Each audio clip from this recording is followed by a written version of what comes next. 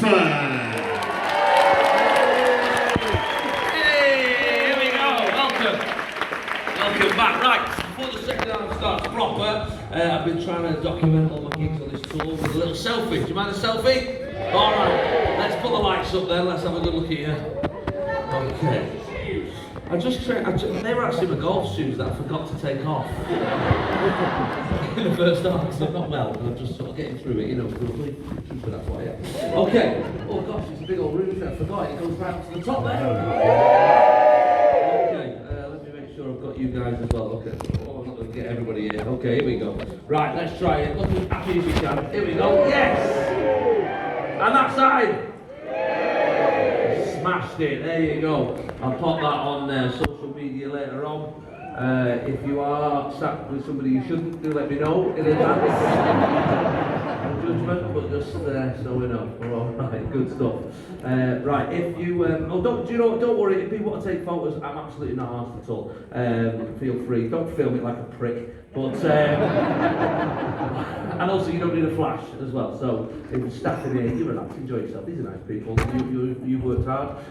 So just enjoy yourself, sit back and let's have a bloody lovely time together. That's what we're going to do in the second half, yeah? Do you enjoy Ryan? Ryan's mental, isn't he? God bless him. Hilarious, oh my god.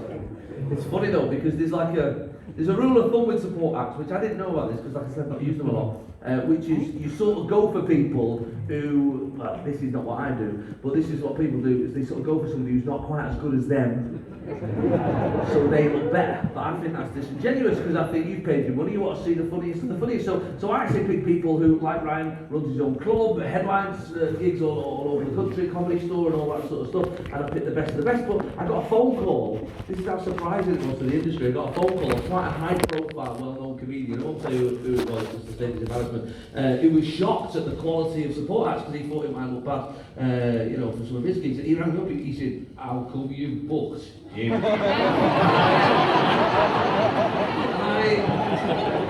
won't tell you who it was, but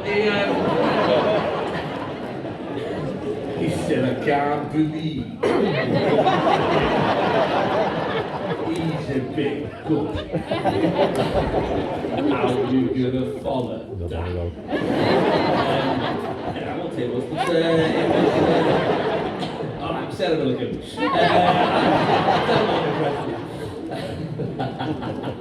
But it has been hard, like Ryan mentioned, it's been tough last couple of years trying to put gigs on and stuff like that. And 2020 I was supposed to start the tour as well, you know, you had tickets for this show, and that all got delayed and postponed, and it was a weird time. And then a good 3 or 4 months into the lockdown, somebody rang me and he said, Jace, I've got a gig for you. And I said, but how have you got a gig? This is like the July. How have you got a gig? Is it illegal? Is it a speakeasy? Is it a Downing Street work event? Like,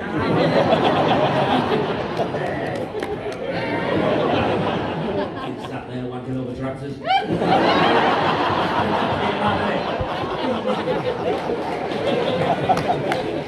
A couple of farmers in here going, I'm going to get that.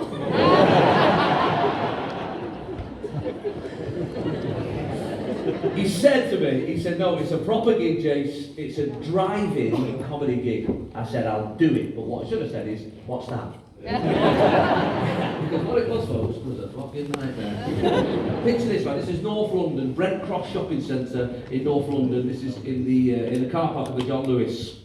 Middle of July. 400 cars facing a stage the size of this. Me talking into a microphone, the audience listening to the gig via their radio inside the car, windows up due to social distancing measures. Now, I don't know if you spotted a flaw in this gig, but I do not know how this gig is going. So they've encouraged the audience, they've said, look, when you get out there, make sure that you, instead of laughing, you can't hear the laughter, beep your horn instead. You alright over there? Is you having trouble with your camera? I'm trying to just take a picture. Feel free. You don't need the flash, by the way. I'm not an expert on photography, but with me being well lit and you sat in the dark, I think that's how photos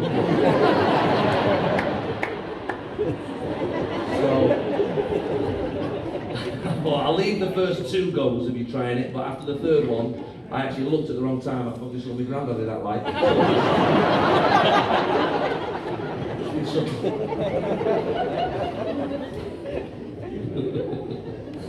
They said to the audience, don't laugh, just beep your own instead. Can you imagine that? Because one car's scary, isn't it? One car's like, beep, oh, you know, imagine 400 cars at the end of every joke. Beep, beep, beep, beep, beep, beep, beep. Been echoed by the M6 for an hour. Terrifying.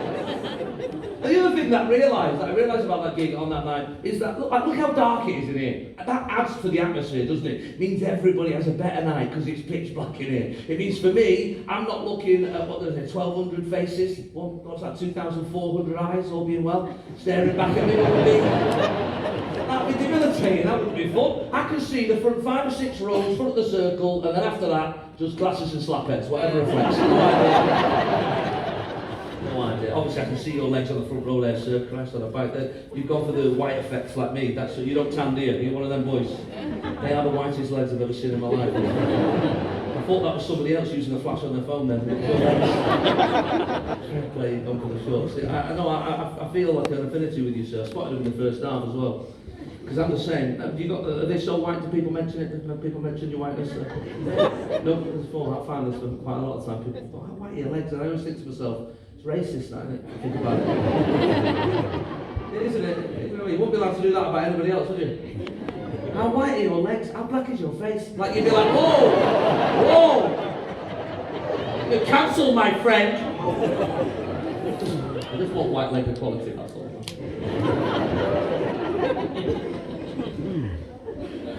Driving comedy gigs, proper bright the whole time. You know the worst thing about that?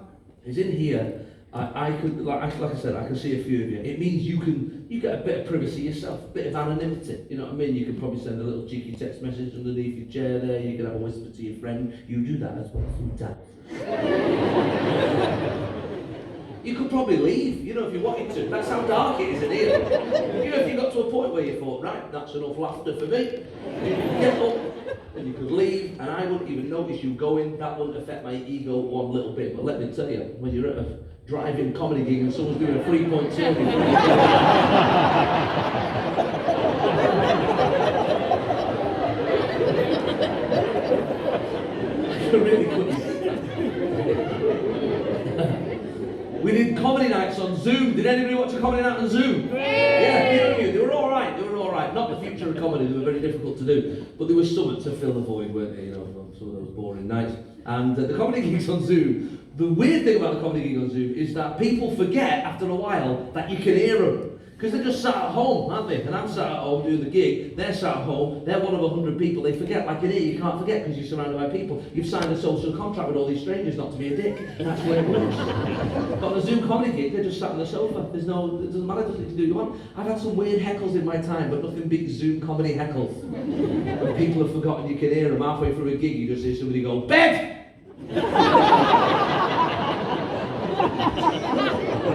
Well, Ryan's dad, am I? There's dogs barking and delivery orders turning up and shouting, doing this, on the carpet, stop it. And just like weird snapshots on people's lives and trying to be the hardest gig of your life. And at the end of gigs roughly end the same, okay? This gig will end in approximately 1 hour's time, as promised. We will get to the end of the show. You're polite, nice people. Hope you'll have enjoyed yourself. You'll applaud. If I've got my timing right, you'll be giggling at the last thing I said. I'll leave. I can still hear you in the background. More. I don't know words in my mouth, but that's I'll walk off, have a chat with Ryan, and the tour manager will head off. And that's just the way gigs end. That's the way they've always ended. But at the end of a Zoom comedy gig, you feel the same. Endorphins pop in, adrenaline running through your brains. Your body just done a gig. Then you get to the end. Thanks so much. Stay safe, everybody. Click, leave room, close browser, shut down computer. And with 3 seconds of you finishing a gig, feeling up here, you're suddenly just a man in your spare room, just staring at a computer screen. Just in a smart shirt and boxer shorts, contemplating your life. Weird. The timing, that's what threw me, I thought, that first year. The timing of all sorts, you know. 10 to 9 in the morning. My wife would be in the bedroom panicking. Oh my God, I'm going to be late for work. 2 minutes to 9, she shouted me from the kitchen, I made it! That was a little joke she did every morning for 14 months.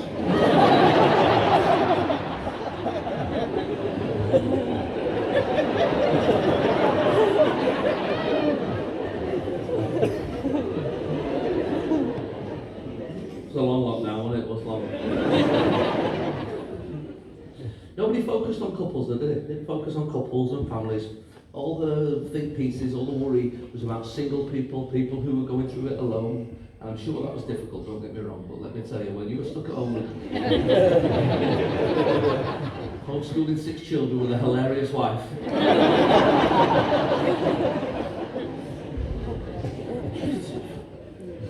felt like I was the only person doing an LFT test going, come on.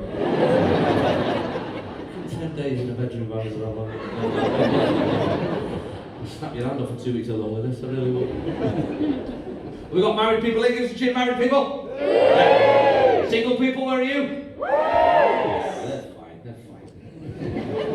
You said a lot of vows when you got married, you know, you meant them, of course, you know, sickness, health, death, partners for poor, all that sort of stuff. But there's an unsaid, unwritten caveat to those vows that you never really thought that you would realise, which is this.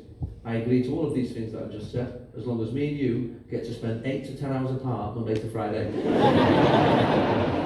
Relationships are not designed for 24/7, that's what we all found out. They're not designed for 24/7. Look at the prisoners look happy to you? No, of course they don't. Stop with each other all the time, nothing to chat about. Grandparents, you think grandparents are happy? Retired? Looking at each other's face all day long? You think they're happy when you're there, that's because you're there. You come round. Grandparents are happy twice in a day, when you visit and when the chase is on. Stare at each other, wait for them all to die. That's what's going on. Okay, let me tell you. Let me try and rephrase it. You need time apart to appreciate the time together. Is that fair? Yeah, you know what I'm talking about. I think it's more than that. I think you need the world to piss you off. So you can come home and have a moment to the person who understands you most in the world. That's what your partner's supposed to be. You need Jeff in accounts and the bloke at the roundabout, the woman at Sainsbury's. You need these people to wind you up so you can come home and be like, Jeff. You know what I mean? You need that. But if you're not seeing these people, you're still getting wound up by people, but you're only seeing one people. The arguments people were having during lockdown were incredible. I've canvassed, and I asked on the radio show, I asked a few people, what was the biggest thing that was winding you up? Do you know what it was? Breathing. Did you not? Breathing. Breathing became a real issue for a lot of people. Fellas, did you know you've been breathing wrong all these years? Stop there, minding your own business.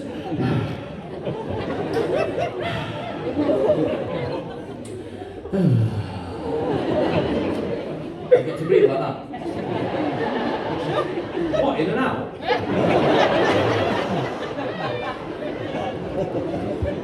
It's mad, the arguments we were having. And clever people, there are clever people in this room, there's qualifications galore, there's people who run their own businesses, sort their own homes out, got children, there's clever people in this room. We had arguments about things that didn't matter because when your world becomes small, your problems become big. That's what happened in the lockdown. My wife, let me tell you, my wife is an executive producer for TVs and movies. She makes things that you'll have seen. Maybe you've seen Netflix. She makes Black Mirror for Netflix. She makes The Split for BBC. She's a very clever woman. She's in charge of millions of pounds worth of budget. Hundreds of people work under her. Suddenly, all that was taken away. We ended up having an argument about whether a duvet was perfectly square or ever so slightly rectangular. 4 hours that lasted. A proper sulkathon, measuring tape was out. I had to go for a walk to calm down. She called me a king-size prick out the window in front of the neighbours. It's not a compliment in that concept.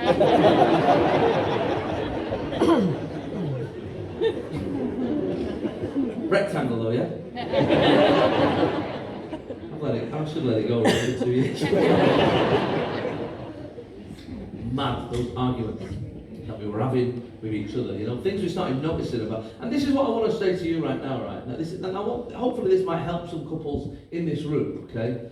And it's this, ladies, look, men are not as clever as you think we are, okay? I'm not saying you think we're clever, but we're not even as clever as that.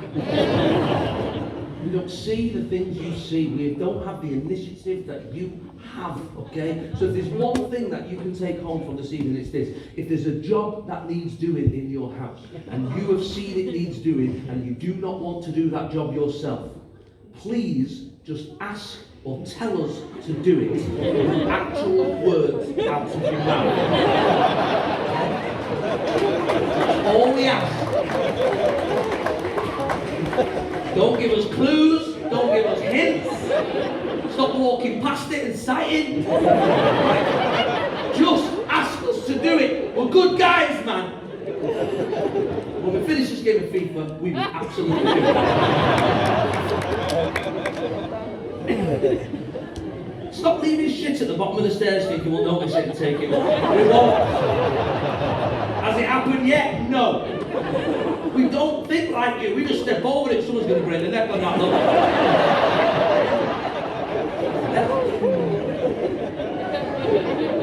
We don't see the things that you see. You've noticed it. You noticed it. Have you ever got in the car or something and you ask them, oh, I've got my purse in the kitchen. Go get it for us. And as soon as a man is told to go find something, panic that goes through. Because our eyes and brain in that department stopped developing when we were 8. You may as well send an 8-year-old boy in to go find your purse in that kitchen. And we come in, but we want to do a good job. We're eating. All right. This time, Jess. This time. We're going to be the guy that finds things.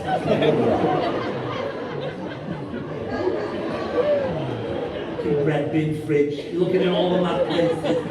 Sizes, yeah, okay, then you have to just go out like 10 minutes later to jet it. Can't find it. I'll find it. There! How the fuck did you do that? Look there!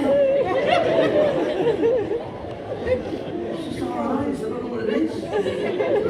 Like, I do the bins in our house. My wife thinks, right, when I've not done the bin in what she deems an acceptable amount of time, she tells me that it needs doing, she thinks she doesn't have them. She starts to pile stuff on top of the bin. She starts putting it very carefully, like a passive-aggressive gender, just up the side of the kitchen. And what she thinks is, when I see that, I think, oh, bin needs doing. As every man in this room knows, that's not how our brain goes. We see that situation, we go, we're going to need a bigger bin here. For a while, we're a two-bin family. Things that we were arguing about. Washing up, I did the washing up in our house. That became a problem all of a sudden because we've got scrutinised. I've always done the washing up. No one else does it, but I do the washing up. And suddenly it was being looked into. Am I doing it in the most efficient manner? And I've got a system, like I'm sure you've got your own system. Obviously you've got the dishwasher for the most part. But the heavy duty stuff, the stuff that's done the work, for me, that is straight in the sink. Red hot water, loads of fairy liquid, loads of bubbles, no cold, and then I leave it to soak, right? That's what I do. Yeah, I can see some fellas nodding like yes, Jason, yeah. Solidarity, brother. I told you, that's actually been passed on from father to son. We leave it to soak, sometimes 2-3 hours, don't we, lads? 2-3 hours. And then we got bed, don't we? We've got bed. And the next morning, 9 times out of 10, that's already been finished and put away. And that's been working for centuries. That was wrong. I don't question my wife's madness. I don't question the things that I started to notice around the house that make no sense. We've got, I kid you not, we have got around a dozen cushions on our bed. These cushions serve no purpose. I get home of an evening, I have to put those cushions on the floor, and in the morning, I just have to put the cushions back on the bed. That is the life cycle of the bed cushion. And I put them back on the bed every single time in the wrong order. I don't know what the fucking order is. But I could be there all day. If that was a crystal maze, I'd be fucking locked in. Sometimes I take a little photo the night before just to try and really get it. We've got a little blanket at the end of our bed as well. I don't know if you've got one of these. Little tiny blanket. Because my partner thinks she lives in a hotel, so we've got this little blanket. It's not a blanket, it doesn't do anything. It's like a third of the size of a blanket. It just covers the bottom third of your bed there. It's called a throw, but fucking dare throw it. See what happens. Very careful, very neatly. Put your blanket there, over the bed, put all your cushions back. Basically spend the first 5 minutes of your day putting your bed to bed. And that's all. I don't mention it, it's not worth it, is it? It's not worth it. Because the odd time you do mention something, and that's both ways, not worth it, you know. But the problem with lockdown, of course, is that everything became bigger, like I said. Like, there's a thing that's been bothering me about my wife for about 6 years, right? I've never mentioned it. Why would I be busy? And suddenly, I wasn't busy, and my brain went, let's say it today, see what happens.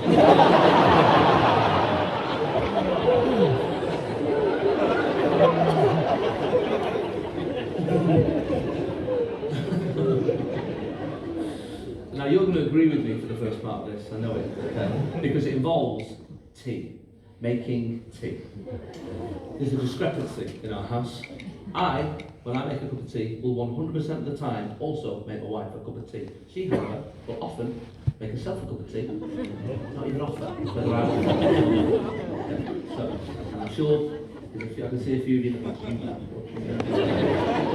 in solo brewer here. Anyway, it's been bothering me for ages. This particular day, she came in with a hot cup of tea, a couple of biscuits just to really add to it. She sits there on the sofa, and here's Larry drinking a cup of tea, me parched. Spitting peppers the one spitting. And I'm looking at the tea, not even looking at her, I'm looking at the cup for about 2 minutes, longer than is, nice. I'm just staring at it. And eventually she turned around, what? I said, I've noticed that about you. Don't ever start anything. I've noticed that about you. She went, what? I said, when I make a cup of tea, when I make a cup of tea, I always make you one. You though, you very rarely even offer whether I want one or not. She said something I was not expecting. She said, oh, I'm glad you brought this up.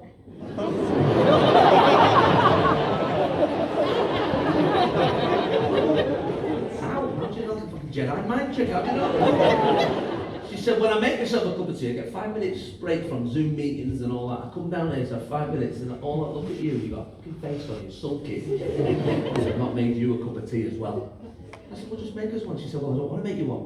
Why? Because you don't drink as much tea as me. This was her problem. She said, you drink 1 or 2 a day. I drink 10 a day, she said. You drink 1 or 2 cups a day, and even then, only because you think you have to, because you're an adult. You don't even really like tea. You'd rather have a glass of Vimto like a fucking 4-year-old. So I would be forever saying, do you want a brew? And you'd be saying no. So after a few years, you just get used to it, and that's why I don't make you a cup of tea anymore.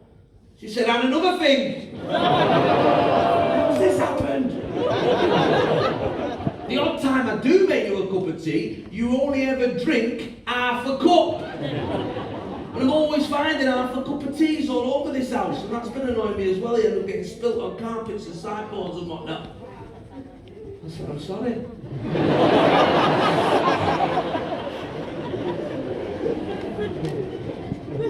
She's right, I do only drink half a cup of tea. I don't know why that is, it's just one of those things, But we let it go, and later on that afternoon I felt like it was all behind us. We were looking downstairs for her afternoon break, and she opened the living room door and she let her head in, and she smiled at me very sweetly, and she said, I'm going to make myself a cup of tea. Would you like one? And I was like, oh my God, we've grown as a couple.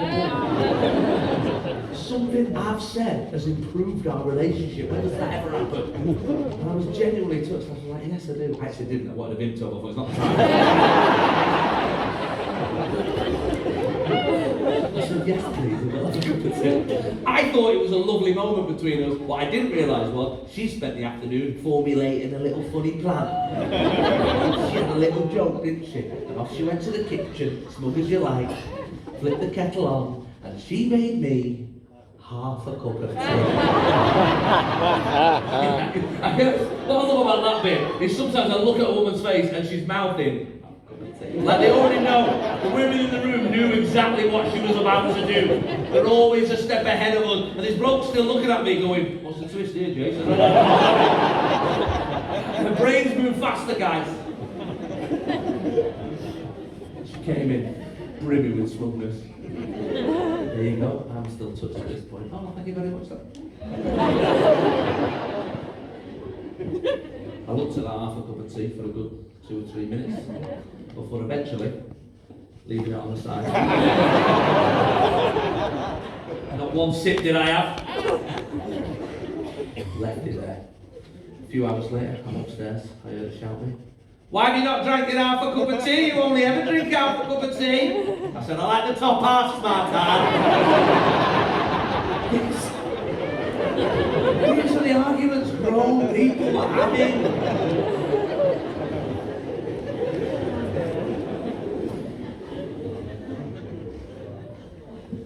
We had a moment during, and this is everybody, right? Every couple, for some reason, has been put together like this when watching movies. You've got one half who likes to enjoy a film in silence, appreciating all the work that's gone into it. The other person, they like to ask questions and discuss a film. The other one did not write or direct. No prior knowledge of this movie. Yet all the way through, do you think he's a baddie? Where do you think that was filmed? What else have we seen earlier?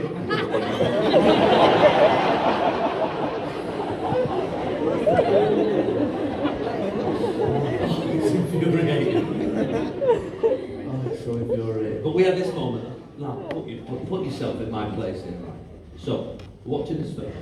And look, I get it. A few months into lockdown, we were all having existential crisis. Who am I when I'm not doing the things I normally do, seeing the people I normally see? You start to question, who am I? You totally get it.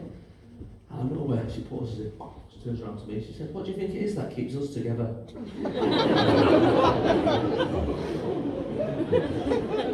I mean, even if I had 2 weeks to prepare for that question.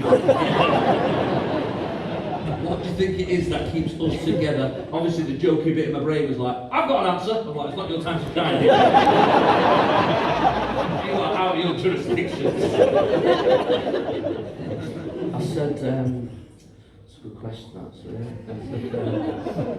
I said laughter, sense of humour. You know, I know it's a bit cliche coming from me, but I think laughter is one of the most beautiful, wonderful things in life, and I think we always laugh. You know, you laugh at me, I laugh at you, our children laugh. There's a lot of laughter in this house. You know, when you see old people laughing together, I think that's one of those beautiful things in the world. Charlie Chaplin once said that a day without laughter is a day wasted, and we make sure we never waste a day in this house.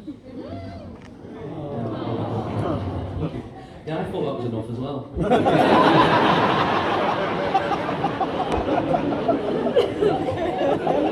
Oh, that's lovely. What else? I put everything into that first answer. I said, your face, you've got a nice face. Well, we worked hard on this house, you know, our careers. I support your career, you support mine. Our children are beautiful. Our parents get on. We've got a lot of friends. We've got a lot of direct debits, haven't we? I mean, that's, I think direct debits are keeping a lot of couples together. Same idea with that fucking 3 days admin, it's not worth it.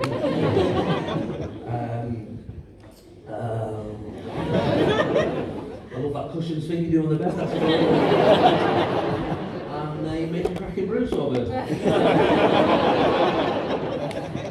She seemed happy with that as an answer, as a whole answer, and I was happy that she was happy, and we carried on watching the film. But as I said, men's brains, they work a lot slower than women's brains. 8 or 9 minutes later, I paused it. What have you asked me that for, anyway? Well, that's a big question, just to come out of nowhere. What have you asked me that for? Why do you think that we're still together? Why do you think that we don't break up? And she said, without hesitation, she went, well, I just think you get to a point in life where the idea of training someone new up now.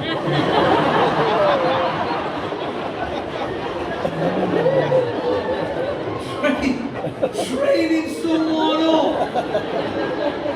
And this is how well trained I am. I agreed!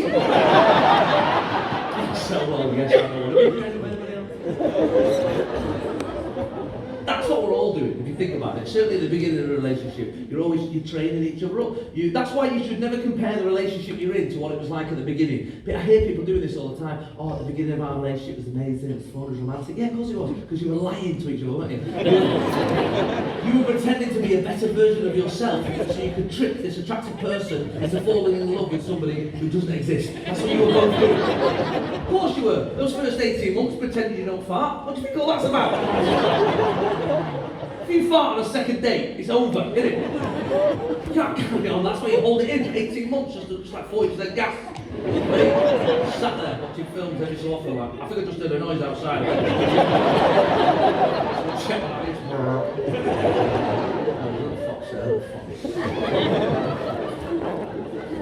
Listen, I like this moment because there's people in here who are in their 20s looking at me going, I don't really get this joke, do I?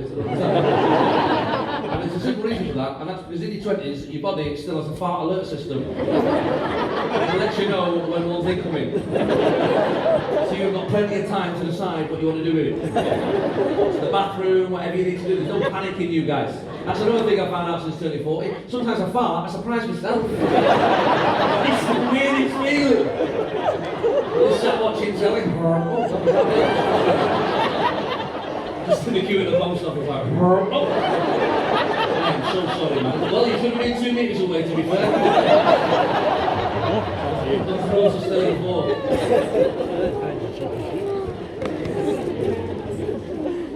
Never, ever a good idea. It's just not worth it, you know. At the beginning, it was just sexy and fun and romantic. Yeah, of course it was. You can't keep shagging at that pace. You've been there for 50. You need to slow down. Beginning of all relationships is a hot flame of passion. 8 years later, you just poke the embers every third Sunday. Make do with it. That's okay. That's normal. Let me tell you.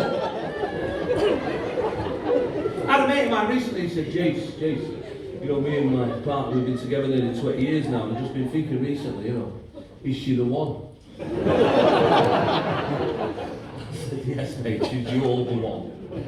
Is it worth rolling that dice again? Is it worth it? Is it worth it? This is the trick. If you're having more good days than bad, you're winning. Okay?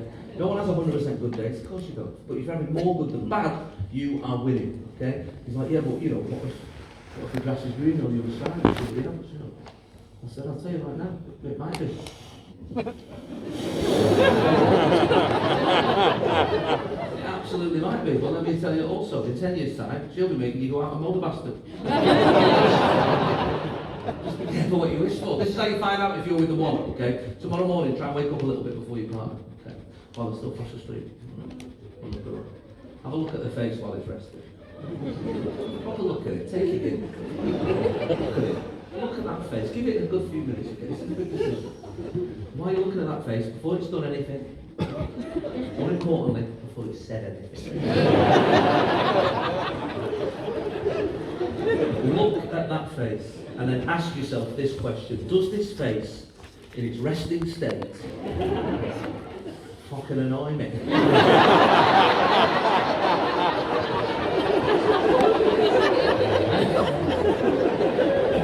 And if the answer is no or not really, congratulations, you found the one. And my only hope for you, Blackpool, when you wake up tomorrow morning, they're not already awake, looking at you.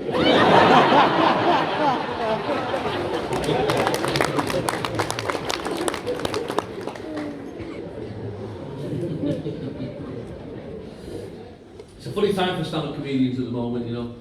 People ask you this question all the time. They say, "Oh, have you got to be careful what you say, though? You've got to be careful about offending people." And I say, "No, not really. People who come live to the gigs are absolutely fine. You know, it's people sat on Twitter like months later, they're the problem. I mean, people who come to gigs are absolutely cool. And also me, I'm not an offensive comic. I genuinely would be upset. If anyone left one of my gigs upset or offended by something I said, and I like to include everybody in that. I'd be mortified if somebody left offended, you know. I wouldn't like that at all. That's for me, that's a breach of contract. I want you to all have a lovely time. And I want to include you all, even in the big discussions. So we'll say, look, when it comes to COVID, yeah, there are experts, there's epidemiologists, doctors, nurses, researchers, all these experts all over the world who've been telling us that COVID is and has been and is still incredibly dangerous, right? But at the same time, I think it's important to listen to all sides of the argument. There's also, like your brother's mate from the gym who says it's not.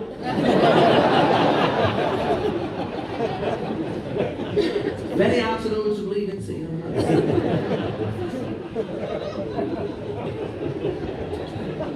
Well, that went down better than it did on Twitter. Yeah, I said that online with the Apollo. I have to turn my social media off for 3 days, man. Like I said, Fred blocked me. That wasn't all I said was this, and it doesn't matter what I think, just my opinion, but this is what I think. I think society works like this. 95% of people must follow 95% of the rules 95% of the time. That's the only way humans have managed to get to this level, okay? That's the only, and us rules people, I include myself in the rules people, we follow these rules. The thing about us rules people is we don't do any extra research. We trust that somebody cleverer than us has done the research, and we read the last bit and we go, no problem, I'll sit here on the couch and watch Tiger King, let us know when I go back to work. That's what we do. And then there's the minority, and then non-rules people. And non-rules people, if I'm honest with you, I'm incredibly jealous of non-rules people. I think that must be a really exciting world to live in, full of conspiracy theories and, you know, pandemic this and big pharma this and, hey, Bill Gates is putting a chip in your arm because he wants to know what Joanne Hull does on a Thursday. I'm excited about the idea that Bill Gates is playing a real-life game of The Sims. You know, I've been to Greg's 3 times, what the fuck? Like, there's something... I can see why that's exciting. I can see why that's exciting. And the thing about your non-rules people is, that's why when they meet other non-rules people, they're like, hey, we think the same thing, well, we both can't be wrong, let's go on a march. And that's why there seems to be so many of them, and why they're so loud, is because people, we're tribal people, and if somebody thinks roughly the same thing as us, we stick together. The thing about your non-rules people, to be fair to them, they also do loads of research. Oh my God, loads of it. They've been to the University of Facebook, they've passed with flying colours, and then they come at us rules people, and they say things like, we end up looking like the thick ones because we've not done any research. They're like, what are you doing that for? Because a man on the telly told me to. Just do what we did. I had this exact scenario happen to me, right? So a couple of months in to the lockdown, I'm walking through my little village. Remember that weird moment in our history where we were only allowed out for an hour a day? That happened to us in our lifetime. Only allowed out for an hour's exercise a day. And half the country were livid, only an hour, and the other half, is it compulsory? So we're walking through my little village with my mascot, right? And my brother's mate from the gym, he's a real person, he's called Dean, right? And he spots me, and he's got no mask on, he spots me, he goes, hey, Jace! I said, all right, Dean, how's it going? He comes waddling over, he's got a little smirk on his face as he's looking at my mask, and he's presuming lots of things at that moment. I'm a sheep, you know what I mean? I just follow these things. And he's got a little smirk, he goes, all right, mate, what are you wearing that for? I said, oh my God, there's been a pandemic, son, it's been on the news.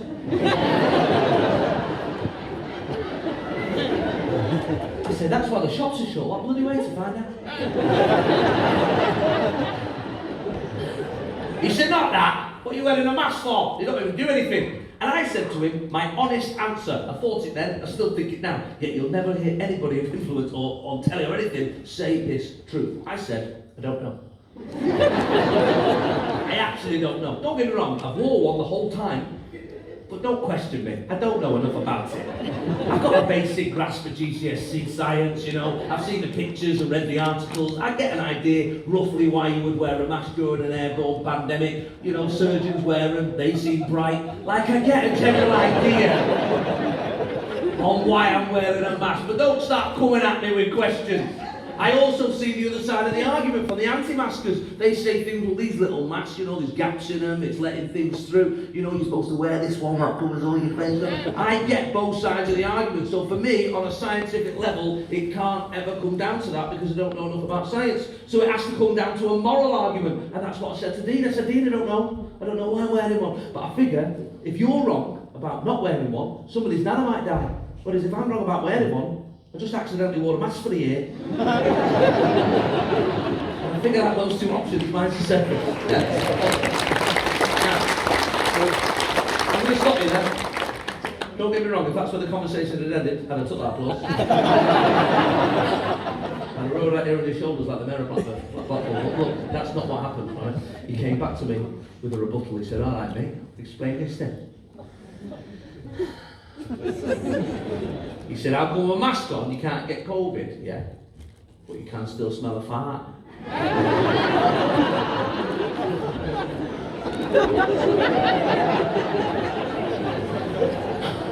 thought, hang on a bloody minute here. He's only cracked the case wide open for me. You can still smell farts. How come that is? Why is no one talking about this? Somebody needs to let Dean into a government press briefing now. Do you remember at the end of those briefings when they used to open up for questions from the press and the public? That's Chris Whitty. Yes, you in the pyjamas. Dean, total fitness. The thing is, Whitty, the thing is, right, it just makes you a bit worried because how come with a mask on you can't get COVID? So you say, but you can still smell farts and that. And all the other press, they'd be like, oh, that's a good question. It's about time someone was tackling the big issues. Well, Chris Whitty, to be fair to Sir Chris, he was unflappable, wasn't he, for the whole time. It was almost like he was used to talking to bellheads every day.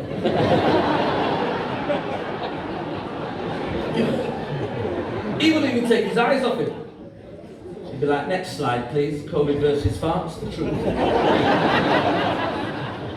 As you can see here, Dean, the fart particle is much smaller than the COVID particle. And that's how it gets into the mask. The farticle, as we call it.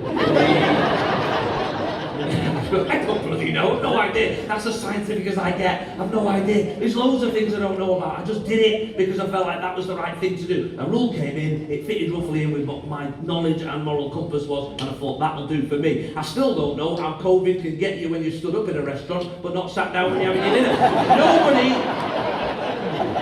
Nobody has explained that to me. We were on a flight home last year. All the way home, mask on.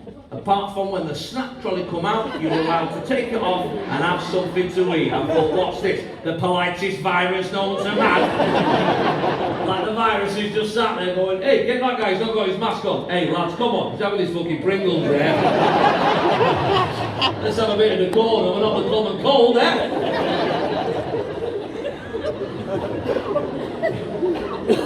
You find loopholes in the system, that's normal human behaviour. There was a moment last year where you were allowed to play football with your mates 5-a-side. Even though there was a lockdown, you were allowed to play football outside with your friends, but you weren't allowed to go to see your grandma. So what we did was, we signed her up. Gotta find a loophole, beat the system! Nana, get your head in the fucking game! You'd say that if you weren't knitting.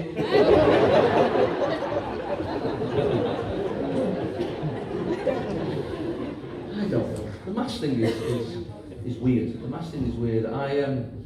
This is my theory on the mask, right? This is the last thing I'll say on it. It's still contentious, still people arguing about masks. It's one of the most contentious issues that we've faced in the last couple of years in this country. And I think there's one very simple reason. It's because we were the last country on earth to make them compulsory in situations when humans gather together. I'll give you a quick 20-second recap at the beginning of 2020. January, we were sat at home minding our own business. Something was going on in China. It was the full story on the news, but we ignored it because we thought to ourselves, we get nothing from China in this country, we'll be fine. The Chinese stuff, they don't talk about masks straight away. February came along, Italy got it bad, masks straight away. March, we went into lockdown, still no masks. End of March, Australia went into lockdown, masks. New Zealand went into that crazy lockdown where they closed the borders. Nobody gets in around our country. And we looked over, oh, if only we were a little island surrounded by water, we could do that. No. If you remember, our Prime Minister was still going around hospitals, shaking hands with people with COVID and licking handrails like a moped in spat.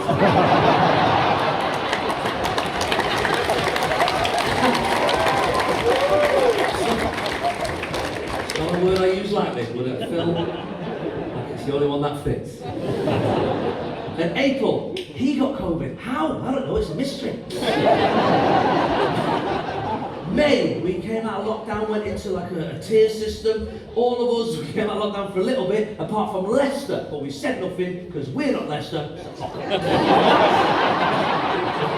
That's when we became really tribal about our areas. Tier 2, Tier 3, Tier 4. We became tribal. We managed to convince 70 million people that COVID knows your postcode. So we just...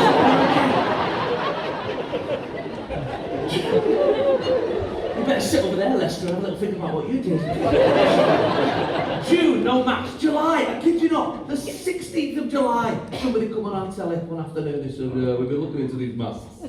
We've noticed the rest of the world are wearing them, including the tribes of Papua New Guinea. The experts tell us that masks save lives, so you lot, you better start wearing masks, okay? And you better start wearing them a week on Friday. We're going to start saving some lives around here, people. But not for 10 days, not for 10 days. That was one of the weirdest things that they did all the way through. New rules, 2 o'clock Wednesday, 4 o'clock Sunday, all changes again. Midnight Friday, get ready. It's something that's important and enough to be a rule that saves people's lives, implement it immediately, straight away. We're not thick people. We don't do that with our own children, do we? Guys, stop playing on the road, it's dangerous. All right, you can have 3 days to get used to it. Get your finger out of that plug socket. All right, have an hour, fill your boots, and then no more.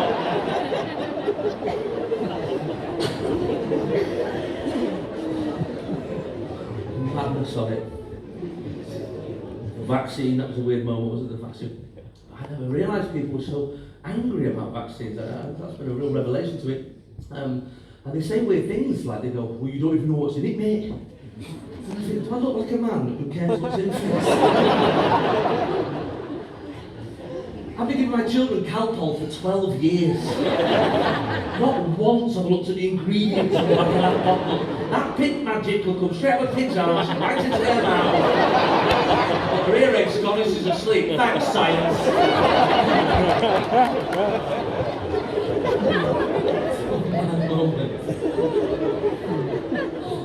I'd say the most upsetting moment for me was right at the beginning of the pandemic.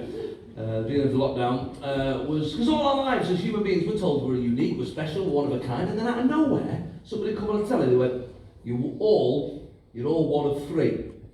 And they just listed it right in front of us. They went, you're either a key worker, frontline staff, or, and what a way to find out, you are non-essential.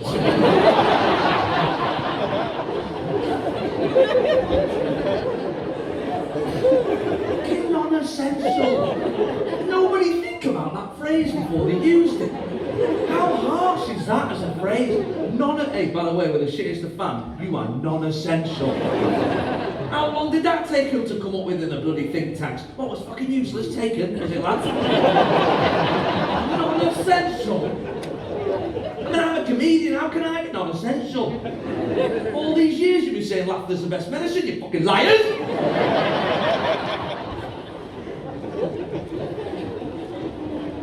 What are my non-essential brothers and sisters? Give us a cheer. Non-essentials around. What do you do? I heard a man over there. What do you do, sir? What's your non-essential job? What's that? Chef? That sounds pretty essential to me, son. Where are you a chef? Where are you chefing these days? Bolton.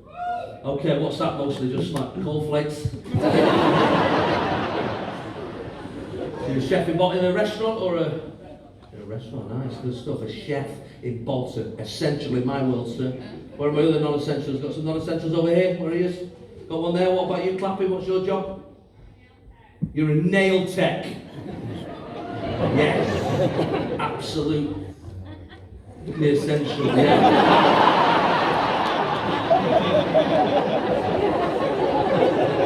Really trying there. Really trying to... They're essential, aren't they? Yeah, nail techs and that. The front of the triads or whatever they are, that front end. Just cash, yeah.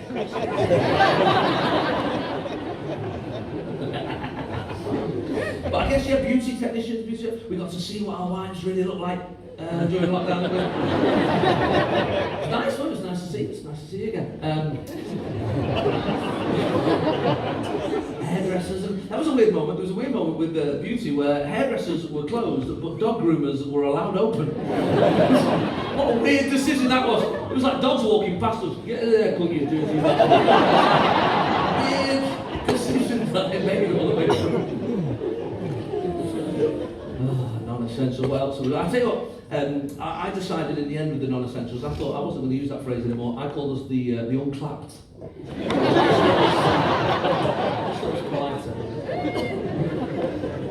I asked that question about non-essentials in Glasgow a few weeks back, and a bloke on the front row came up with not only the most non-essential answer, he also came up with the most Scottish answer of all time.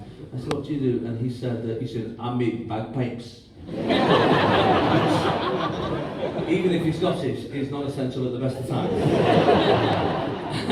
I was about to move on, and a bloke at the top, he shouted out, I can be that! I said, what do you do? He said, I fix the machines that make bagpipes. That's some non-essential jobs right there. What about frontline staff? We got any frontline staff in?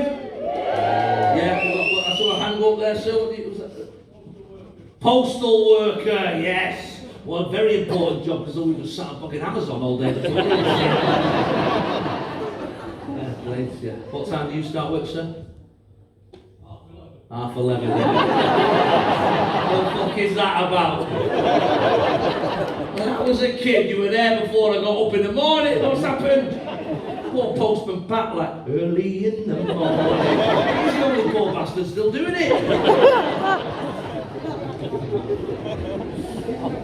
What about medical? We got any medical staff? Yes! There you go. Up at the top there, what do you guys do? She's a nurse. She's a nurse. Yes. God bless you. We got the nurses in, doctors in. Yeah, fair play to you. God love you, you know. It's an interesting thing with you medical staff, you know. I always thought, I don't know about you, when you walk past a hospital, you just look at that building. It's just a building full of heroes, you know. Just all getting on, respecting each other, high-fiving and shagging in cupboards after surgery. That's what we think goes on, right? I watch a lot of Grey's Anatomy, to be fair. So, that is not true, and the medical staff will back me up right now. Not everybody in a hospital respects everybody else in a hospital. They don't all get on. I found this quite out in quite dramatic fashion on the last tour, actually. We're in Newcastle, about 4 nights in Newcastle. On the 4th night, I didn't quite sell out, I had about 150 tickets there. So I said, we'll just give them out to the local hospital and emergency service crews and that. So it was packed, it was fun, it was pumping. Halfway through the gig, about half an hour in, 40 minutes in, one of the most shocking things that's ever happened to me, or I've ever witnessed at least, on stage happened when a woman about 6 or 7 rows back had a heart attack, right in the middle of the show. So lights up, show's over. Thankfully she survived, I think, because she could not have picked a better night to have had one. You know? It's actually safer here than a hospital. 2 rows behind her, this woman leapt up. Turns out she was a paramedic. I mean, how lucky is that? She comes running round, clears her airways, puts her on her back, all that, starts doing all the things that you do to save someone's life. It was an incredibly humbling moment to witness, you know. And as we're watching this moment happen in front of our very eyes, this woman's life being saved, in the corner of my eye, I see this bloke running right from the back of the room, and it's sort of like 3 times sort of length of this, not as high, but sort of 3 times the length, and he's running down here, and I notice he's sort of like mid-50s, like, and he's sort of running, he's sweating, like his ankles are clicking like fuck. Obviously in his head he's like, I'll be there. He comes round the front here and he looks at me and goes, Jason, I'm a doctor.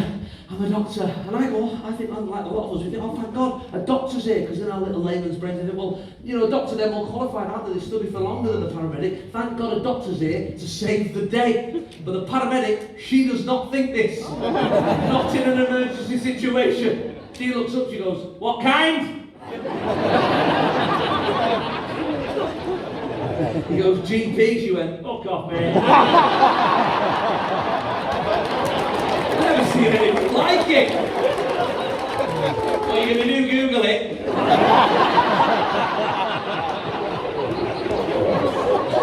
I'll get to ring at 8 o'clock tomorrow morning, but I'm going to appointment time. 8:02's too late, 8:02's too late.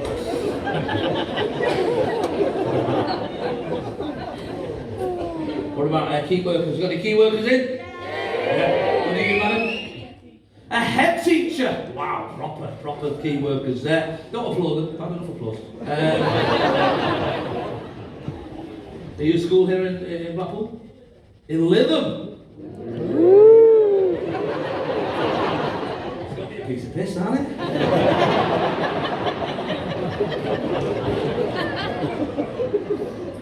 All little Tarquins running around there.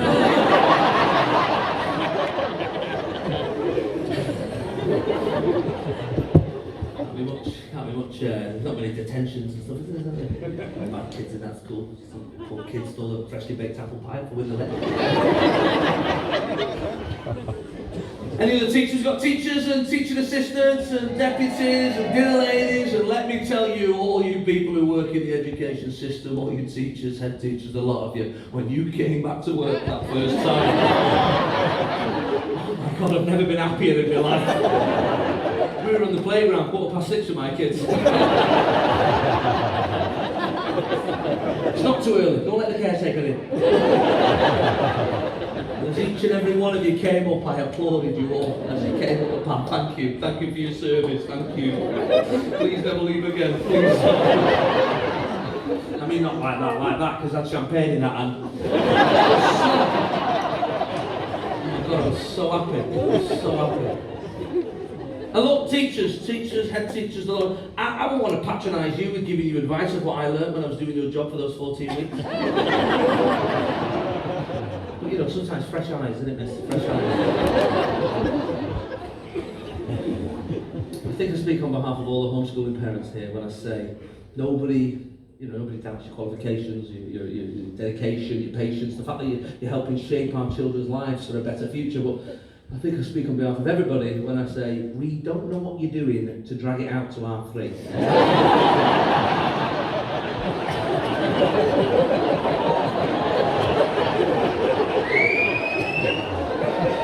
I mean, he tries to remind me we're done for 11:15 in our house. We were on the trampoline by 30:30, so it's not criticism, it's just something to discuss. Maybe at one of your next teacher training days.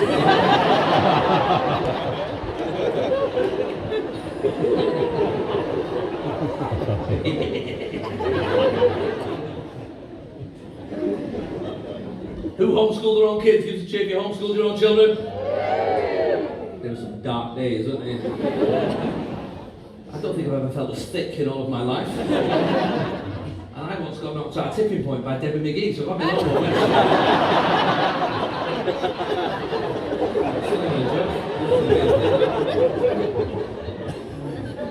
I remember once looking at this sheet, it said Year 6 Maths. I remember looking at this for a while because my daughter was waiting for help. And she thought I was actually trying to work out what the sums were, and I was actually thinking, not only do I not know what the answer is, I don't even know what the question is either. And I thought, hang on a minute, Year 6 Maths, but I was in Year 6. We would have done maths. Where's it gone? And you realise quite a sad truth, which is at some point in your adult life, your brain has just had a clear out.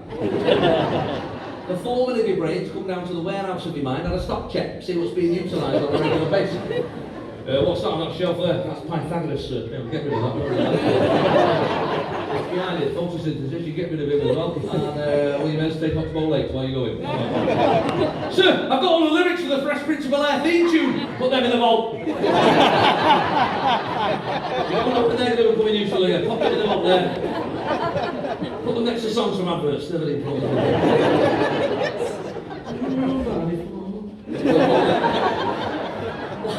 Why is that shit in our heads all these years later? How is that useful? How has the brain decided that was more useful than the stuff that we were learning at school? Dad, can you help with this division? In West Philadelphia, born and raised on the playground. Why? I remember nothing from primary school, absolutely. But I remember the basics, reading, writing, arithmetic. I remember making lots of friends. It was very much a social endeavour. I remember dinner ladies, I remember puddings quite individually. I played bonkers and football with a tennis ball. I remember once thinking I was going to die when I was a victim of a pylon on the field. I can't believe that. I remember assemblies. I remember my favourite teacher actually. My favourite teacher, wonderful man, and everybody has a favourite teacher in here. Everybody has a favourite teacher in here, and my favourite teacher was a teacher called Mr. McGrath. He was from Derry in Northern Ireland, and it was his first teaching post out of Northern Ireland, and he came over and he was a wonderful teacher, but let me tell you, he is the reason that is one of my most favourite accents to this day. But when he first joined that school, not one of us understood a bloody word he was saying. It's such a strong accent, it's incredible. And then somebody about 8 weeks in made him do an assembly in front of us. And we were going on a school trip that weekend, and he was going through a list of all the things that we might need to take with us. We were following him for a bit, and he told us, he went, right, and you'll need to pick a turn.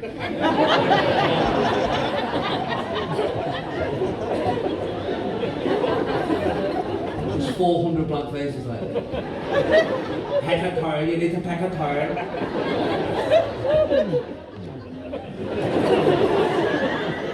Don't know what you say, sir. Pick a turn, son. You need to pick a turn. A turn. Pick a turn.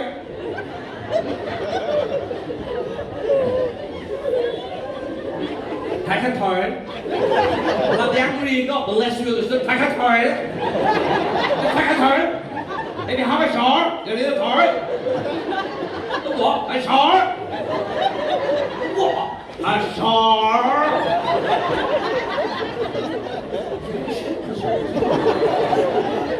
teacher was like, I've got the list, I don't know what he's doing. Take a toilet, take a toilet. Can you say it slower, sir? Peg. Yeah? Toilet. Take a toilet, take a toilet, a toilet, a toilet, a toilet, a toilet, a toilet, a toilet. Oh, only 8, a toilet, you need a toilet.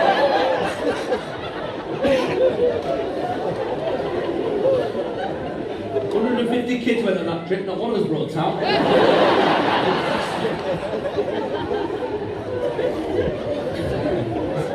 But I remember assemblies. Assemblies, I remember them vividly. And there's a very simple reason we all remember assemblies. It's because we sang. Every morning, sat on the floor with your pals, singing from the top of your voice. What a wonderful, joyous way to start the day. And it makes me think, how come businesses haven't started doing that in this modern day?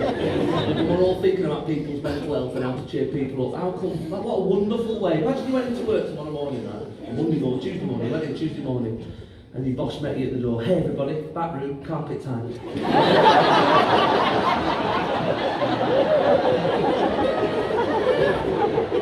And you went in there, all your colleagues are sat on the floor like... Things having a nervous breakdown. Then the boss comes in a few minutes later. This little light of mine, I'm gonna let it shine. I'm gonna let it shine.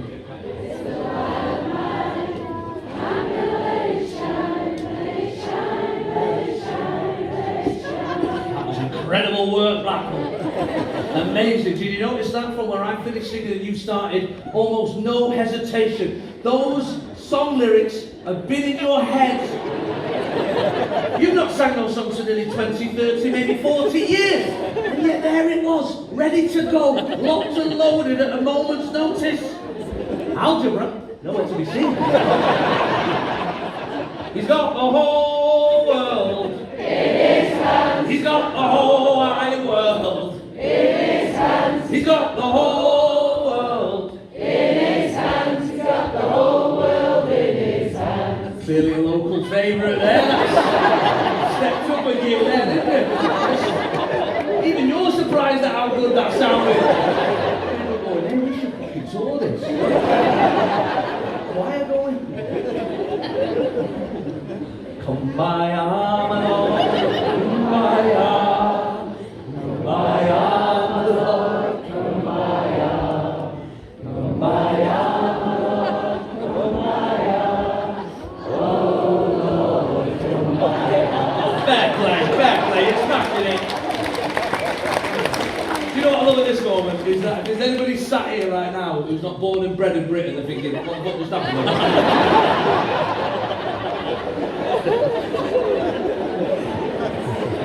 What's this, some sort of cult? Tell me all these guys. Song lyrics. Why are those songs still on? It's very simple, very simple. Every single one of them, bar none, is an absolute tune. You could use the lyrics against your colleagues, you know. Use them. Let's say like the day before you're in an argument with management. One of your colleagues was to be there to back you up. You never showed. You ended up looking like an idiot in front of the board. Next morning, you sat there, fuming in work assembly. Halfway through a song, you spot on, plus the whole. I was cold, I was naked, were you there?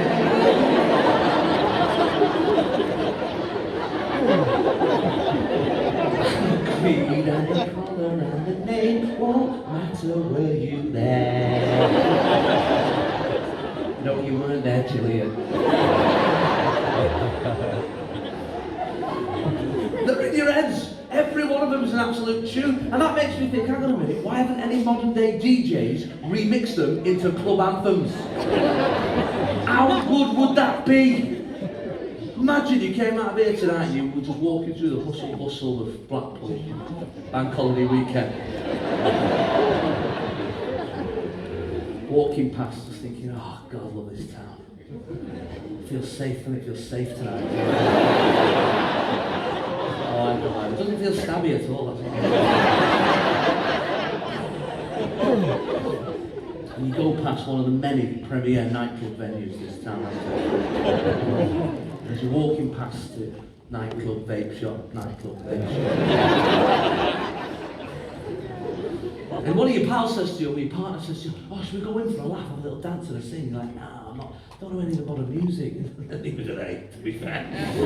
Why don't we go in? Let's go in. Come on, we have a laugh. No, I don't know any of the songs. And then a song plays out, you know, like in a cartoon where the actual notes come out like that. Grabs you by the ear, pulls you back towards the cue. And as you just hear a song coming out and you shout your pal over. Maybe we should go in. It's the ultimate song from primary school. Sing Hosanna, sing Hosanna, sing Hosanna to the King of Kings. I'll tell you what, I'm thinking of releasing this album in and of itself, man. You've convinced me tonight. Have a look in the shops next year. Jason Manford's now, that's what I call assembly bangers. Blackpool, see you again tonight. God bless. Thanks so much. Thanks for coming out. Thanks for calling in. Thank you. Thanks so much.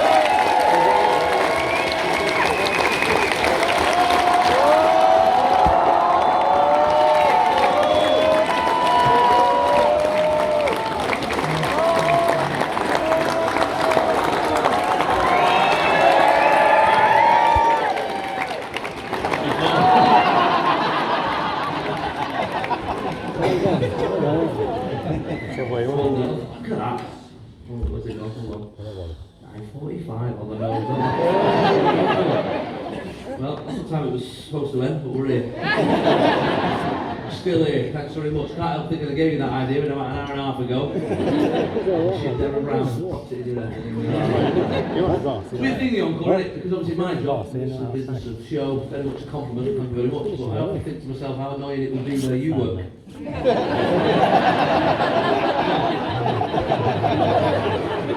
It's not called an encore, is it, where you went full overtime? 5 o'clock means 5 o'clock, doesn't it, at your place? And you got to the end of the day, packing all your stuff up, coat on. No!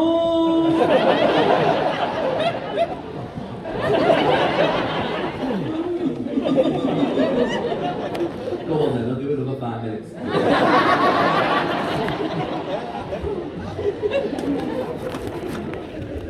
Do you know what Will said?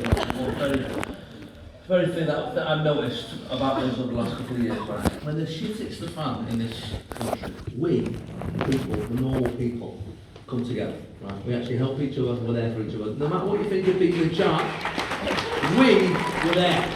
We did incredibly well. We saw communities come together, families support each other. We did really, really well in what is the worst thing that will happen to us in most of our lifetimes, right? And I think that is a thing to be happy about and pleased about. I've noticed it all the way through. We find the green shoots in things, we find the positives in the darkness. You know, if you've got your grandparents or great-grandparents around, ask them about the Second World War. They don't talk about the harrowing moments, the awful moments, Hitler, the Luftwaffe, all that. They talk about just sitting in each other's basements and having a laugh and eating spam and singing songs and that's what they talk about. Because that's what we try and do as a British nation. We focus on the positive. Even now, we're doing it a little bit. Over the last couple of years, yes, there's been horrendous things that have happened to some of the people in this room, myself included, that we've always pushed out of our minds because we focused on those moments that where we saw people coming together. And I think that is to be applauded. I think that's a hell of a thing that we did, you know.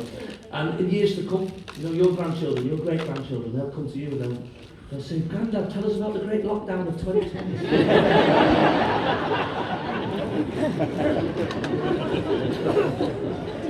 Nana, which one was your favourite lockdown? The first one. Why is that? Because every day was sunny and nobody knows why. It's a weird mystery. It's like even Mother Nature knew we were fucked like me guy.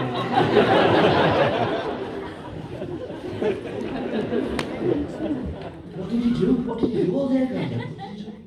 Well, have a sit there. Not there, that's too close. Sorry.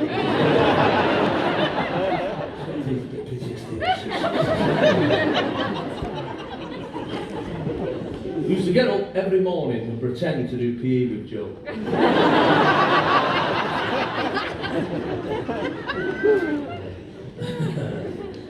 And we spent a good 4 4 and a bit hours printing stuff for our kids' school. Off we go, we queue up outside the supermarket, it was like it was the Ministry of Sound, all weirdly dead inside. It was a one-way system in the supermarket, so nobody could get their heads out. Animals on floors were in every given spot number 4. Only 1 in 5 people was actually taking them any seriously. Just so one poor bastard forget bread and go all the way around like he was a judge.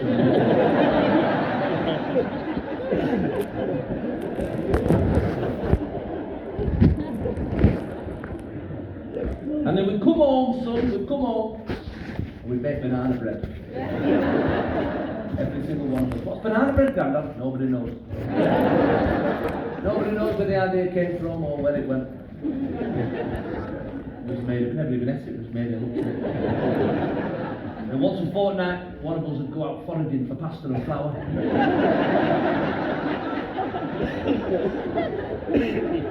I hear talk of self-raising in the next village. Aha!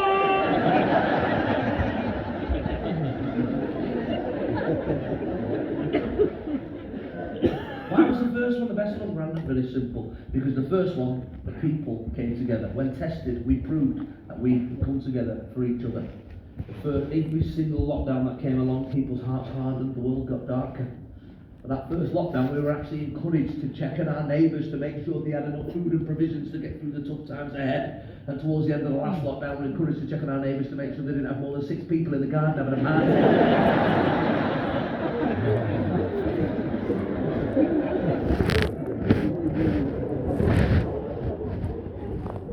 We got pets during lockdown. We got pets. I've always wanted to go to hot life. And 2 cats.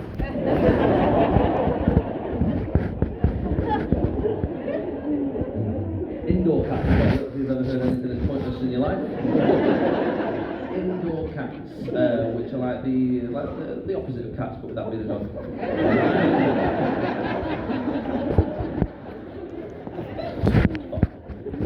And look, I love them. I don't feel as strongly as Ryan Gage does about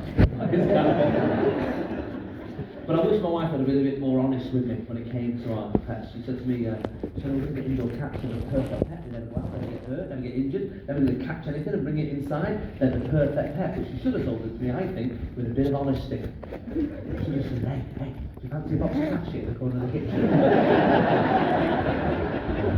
I got the pet for you, my friend. Very rarely will you find a negative for underfloor heating, but we have.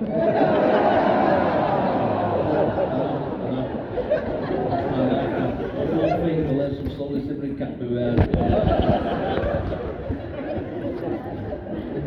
got my son a tortoise, which is fine, it's a good little pet, you know. But it led to one of my most favourite conversations I've ever had in my life with my mum, who's not a linear thinker at the best of the time. And I said, so we get a tortoise. She said, well, they live a long time then, you know. I said, I know, Mum. I said, in fact, the expert, when I bought it, he said to me, you must include it in your will. The mum went, no. I said, yes. She said, you're pulling my leg. I said, Mum, that's not a mad concept. She said, all right then, smart ass, what are you going to leave in? Wow!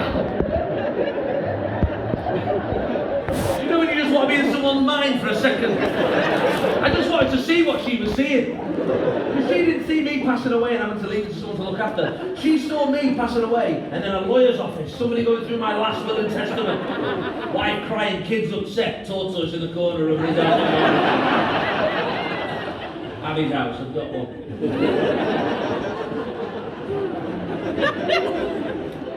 I love those moments. If you've got, and everybody should have, a friend or a family member with absolutely no filter. Have you got one? Like just someone, and they just say mad shit and you go, I'm so glad that you're in my life. I'm so glad I was here to hear that, you know. My brother's amazing at it, he's phenomenal. I remember my favourite one ever, about 10 years ago, we were playing football. He opened up a brand new pair of shin pads. He looked devastated. I went, so what have you? He said, I just bought them this afternoon at the Decathlon. Look at that. One's a large, one's a regular. I said, I think that's left and right, Steve.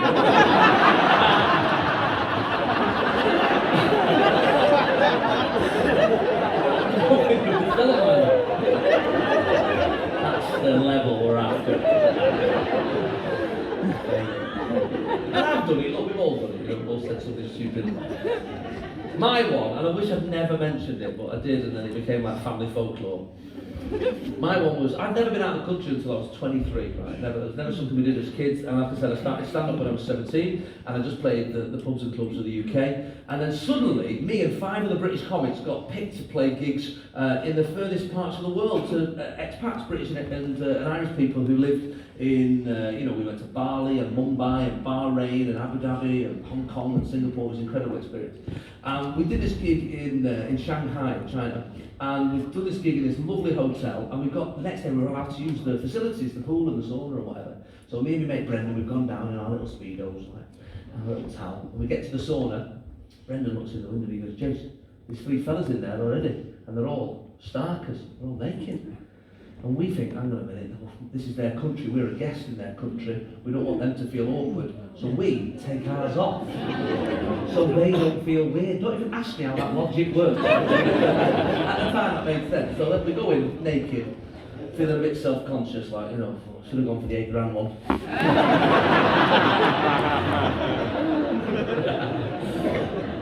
And I go in and sit there in the corner. And there's like 2 Chinese fellas, there's a Chinese lad here, and Brendan sat opposite. We're just staring at each other, just like, this is not as relaxing. And I've done that thing, when you're a guest in someone's country and you don't speak their language and they don't speak yours, so you do that smile where you're like, that weird smile. And I smile at them too, and I go to smile at this guy next to me. This guy next to me is 90 if he's a day. He's the oldest man I've ever seen in my life. And as I turn around, he's looking right at me.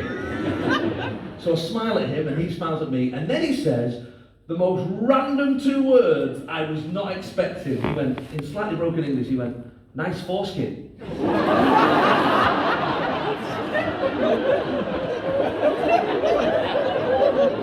Now I'm 23.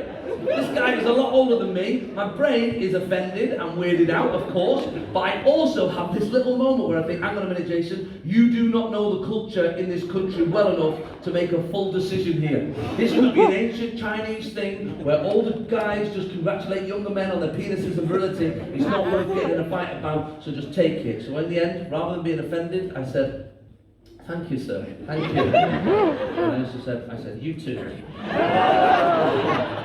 And I was pretty chuffed with myself that I'd managed to avoid a cultural faux pas, but we carried on staring at each other, waiting to leave. And within those few moments, another fella come in, big Nordic-looking fella, like 4, blonde hair, blonde beard, muscles where you didn't even know you could grow, definitely had gone for the 10-grander. And he sat on the other side of the Chinese fella, and we were both like a very international bench all of a sudden. He's done the same smile at everybody. Very confident, and he goes to turn around to the Chinese guy here, smiles at him, he smiles back, and then the Chinese guy says to him roughly what he said to me, but this time I was listening properly. He went, nice, foreskin.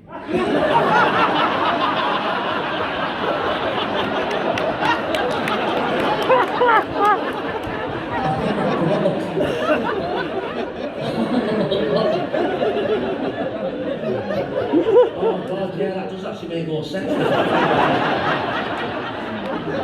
He was just pointing out some of the benefits of using a sauna as opposed to congratulating a stranger on their penis.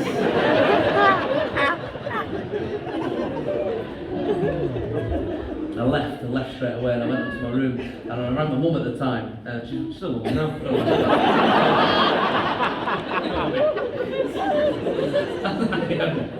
I said, Mum, you're never going to believe what just happened to me. And I told her the story and she listened. She said, you dickhead. I said, I know, Mum, I know. She said, no, not that. She said, you've not even got one. You're circumcised when you were 4.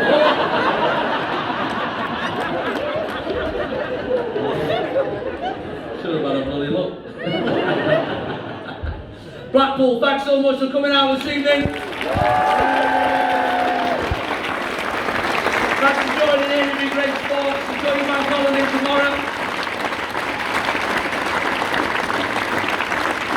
I'll leave you with this, ladies and gentlemen. This is for you as you leave. This little love. Oh, yeah. I'm gonna let it shine.